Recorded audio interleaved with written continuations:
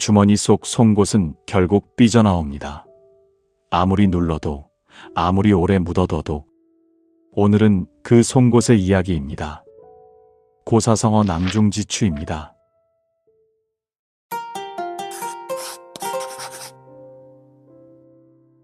주머니낭, 가운데 중, 갈지, 송곳주. 주머니 속의 송곳이라는 뜻입니다.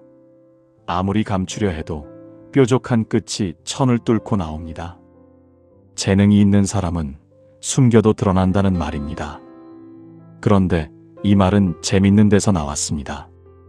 재능 있는 사람이 저절로 알려진 이야기가 아닙니다. 알아봐주지 않는다고 스스로 나서서 증명한 사람의 이야기입니다. 전국시대 조나라. 평원군이 초나라의 구원을 요청하러 가게 됐습니다. 함께 갈 20명을 뽑아야 했는데 19명을 고르고 마지막 한 자리가 비었습니다. 그때 모수라는 식객이 스스로 나섰습니다. 저를 데려가 주십시오. 평원군이 눈썹을 올리며 물었습니다. 당신이 내 밑에 온 지 몇 년이나 됐소? 모수가 답했습니다. 3년입니다. 평원군이 고개를 저었습니다. 재능 있는 사람은 주머니 속 송곳과 같아서 주머니에 넣으면 끝이 저절로 삐져나오는 법이요. 당신은 내 밑에 3년이나 있었는데 아직 끝 한 번 드러낸 적이 없지 않소? 모수가 물러서지 않았습니다. 저를 지금껏 주머니에 넣어주신 적이 없었기 때문입니다. 오늘 넣어주신다면 끝만 삐져나오는 정도가 아니라 자루째 튀어나오겠습니다. 평원군은 반신반의하며 데려갔습니다. 초나라에 도착해 협상이 시작됐습니다. 평원군이 아침부터 초왕을 설득했지만 해가 중천이 넘도록 결론이 나지 않았습니다.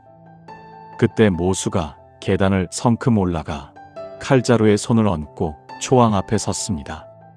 말 한마디, 논리 하나로 초왕의 입을 열었습니다. 동맹이 맺어졌습니다. 평원군이 조나라로 돌아오며 탄식했습니다.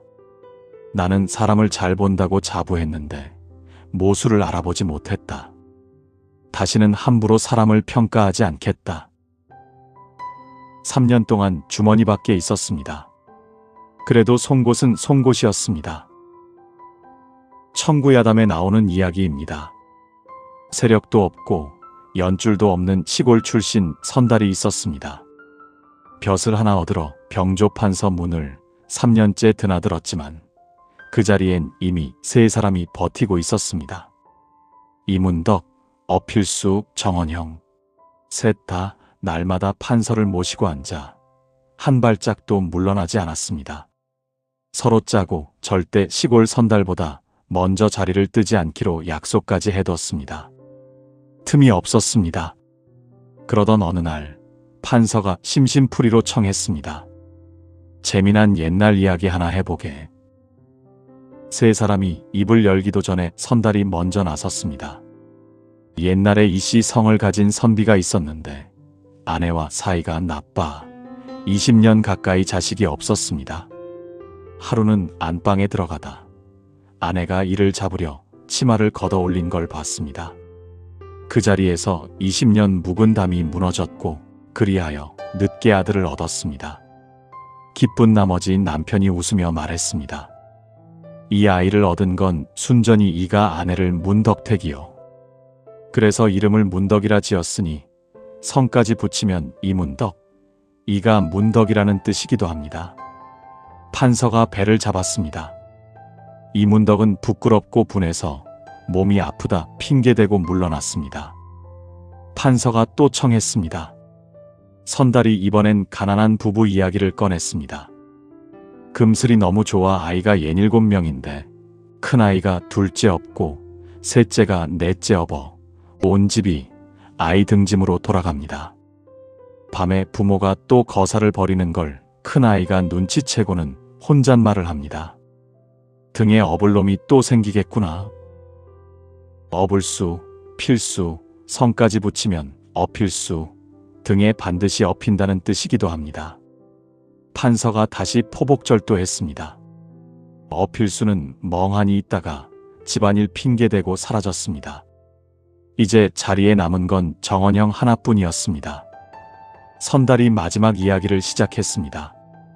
세도도 없고 학문도 없는 어떤 양반이 서울에 종형 정원이 있다고 입버릇처럼 자랑하고 다녔는데 동네 건달이 술 취해 패악을 부리다 한마디 내뱉었습니다.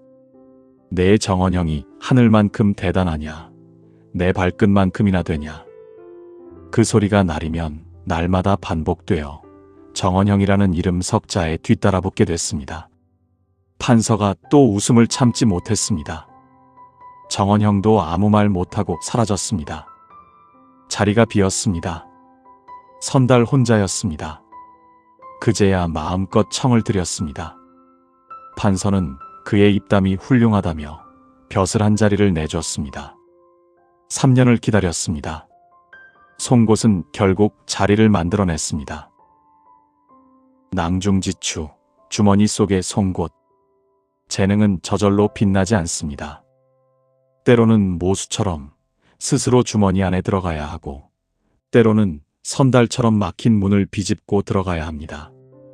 알아주지 않는다고 기다리고만 계십니까? 아니면 오늘 스스로 끝을 드러낼 준비가 되어 있습니까?